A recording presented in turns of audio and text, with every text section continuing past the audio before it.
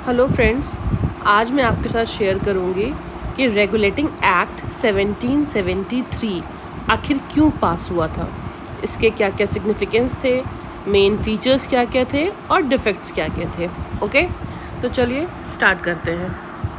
सबसे पहले चीज़ कि आखिर ये रेगुलेटिंग एक्ट पास क्यों हुआ था। तो देखो, number 1, corruption in the east India company.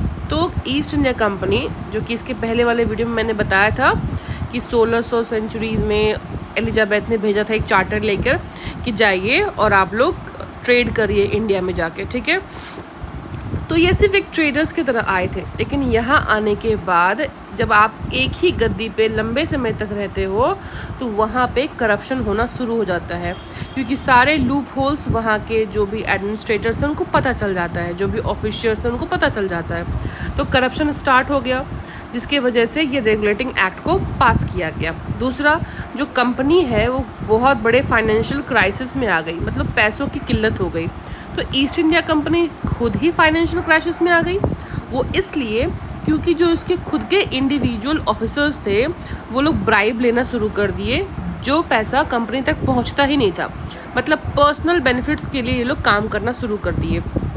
Tax collection भी हो रहा है तो वो अपने ही पॉकेट में जा रहा है, जिसकी वजह से कंपनी को जो टारगेटेड रेवेन्यू था वो मीट नहीं हो रहा था, ठीक है। तीसरा पॉइंट है, जो ब्रिटिश गवर्नमेंट है वो चाहती थी कि अब कंपनी के एडमिनिस्ट्रेशन के ऊपर डायरेक्ट कंट्रोल करें। तो याद रखिएगा, रेगुलेटिंग एक्ट ही वो एक्ट है जिसमें जो आपकी ब्रिटिश पार्लियामेंट है वो कंट्रोल और रेगुलेट के लिए पहली बार एक एक्ट पास करती है। तो दो ये कीवर्ड्स हैं, to control and regulate. Control करके रेगुलेट करना कि ईस्ट इंडिया कंपनी इंडिया में आखिर कर क्या रही है, ठीक है। अब इसके मेन फीचर्स को हम लोग वन बाय वन पढ़ते हैं। सबसे पहला है, रेगुलेटिंग एक्ट पास होने के पहले तीन जगह पे आपके गवर्नर थे। एक बंगाल में थे, एक बॉम्बे में थे और एक मद्रास में थे, ठीक है। लेकिन ये तीन जगह पे पावर्स देने के बजाय इन लोगों ने बॉम्बे और मद्रास को सबऑर्डिनेट बना दिया to the governor of Bengal. और सबऑर्डिनेट बनाने के बाद ये जो टाइटल है गवर्नर का, इसमें गवर्नर जनरल ऐड हो गया। मतलब जो मद्रास और बॉम्बे के गवर्नर थे वो गवर्नर हैं, लेकिन अब वो लोग सबऑर्डिनेट हैं, मतलब हायर गवर्नर जो है वो आपके बंगाल के हैं। दैट्स वाई बंगाल के गवर्नर को गवर्नर जनरल इन बंगाल कहने लगे, ठीक है। और याद रखना है कि पहले गवर्नर जनरल जो थे उनका नाम था वॉरेन हेस्टिंग्स, ठीक है। ये तो पता भी होता है काफ़ी लोगों को। उसके बाद जो सेकंड पॉइंट है कि इस गवर्नर जनरल को असिस्ट करने के लिए, मतलब हेल्प करने के लिए, किस चीज़ में, डिसीजन मेकिंग में, एग्जीक्यूटिव काउंसिल टाइप की एक बॉडी बनाई गई जिसमें कि 4 मेंबर्स थे और इनका सोल मोटिव यही था कि ये गवर्नर जनरल को हेल्प करेंगे, ठीक है, इन मैटर्स ऑफ वॉर, पीस और डिसीजन मेकिंग कि कोई भी फैसला लेना है तो कैसे ये लें। इसके बाद 1 साल बाद और इम्पॉर्टेंट काम होता है कि सुप्रीम कोर्ट का स्टैब्लिशमेंट हो जाता है। तो पहली बार इंडिया में जो सुप्रीम कोर्ट इस्टेब्लिश हुआ था वो 1774 में हुआ था, जस्ट 1 साल बाद। कहाँ हुआ था? तो कलकत्ता में हुआ था और इसके फर्स्ट चीफ जस्टिस एलिजे एम्फे थे, ठीक है, एलिजे एम्फे।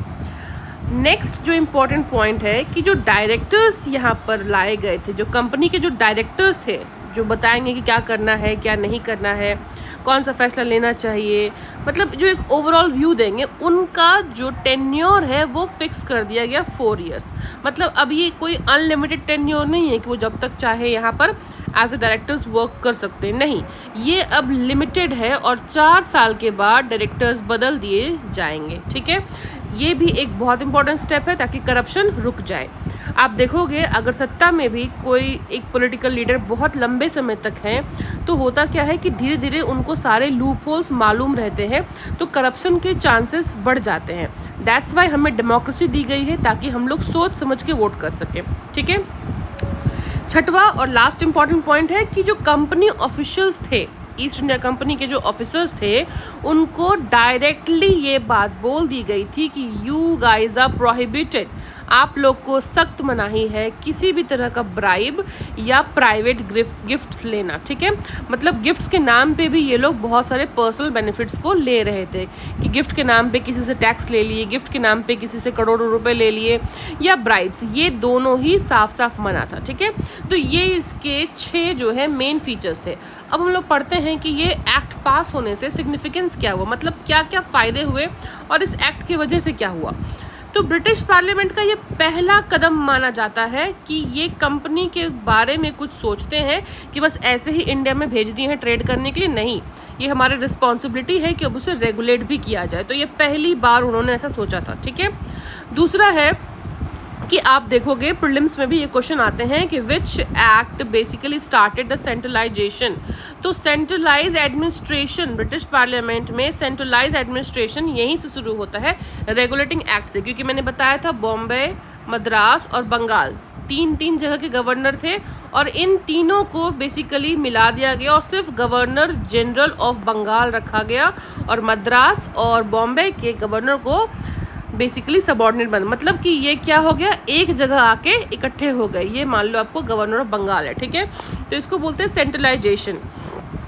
तीसरा इंपॉर्टेंस और सिग्निफिकेंट पॉइंट है कि पार्लियामेंट्री कंट्रोल रहेगा अब, यानी कि ईस्ट इंडिया कंपनी को फ्री हैंड नहीं दिया गया है।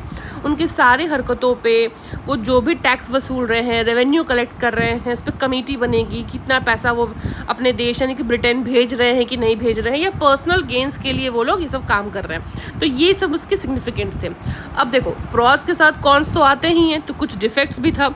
जो डिफेक्ट्स निकल कर आया उसमें सबसे पहला डिफेक्ट ये है कि जो गवर्नर जनरल ऑफ बंगाल थे और उनके लिए जो बनाई गई काउंसिल थी, एग्जीक्यूटिव काउंसिल 4 मेंबर की, वो आपस में ही लड़ाई शुरू कर ली उन्होंने। मतलब कॉन्फ्लिक्ट स्टार्ट हो गया, कॉन्फ्लिक्ट ऑफ आइडियाज़, मतलब एक फैसले पर नहीं पहुंचना। तो ये एक बहुत बड़ा डिफेक्ट था। मतलब जिस चीज़ को असिस्ट करने के लिए बनाया गया था वही चीज़ अब कॉन्फ्लिक्ट कर रही है, ठीक है। दूसरा कॉन्फ्लिक्ट का मुद्दा उठता है सुप्रीम कोर्ट और वही एग्जीक्यूटिव बॉडी के बीच में। तो देखो यहाँ पर भी एग्जीक्यूटिव काउंसिल का जिक्र है और यहाँ पर भी एग्जीक्यूटिव। क्यों?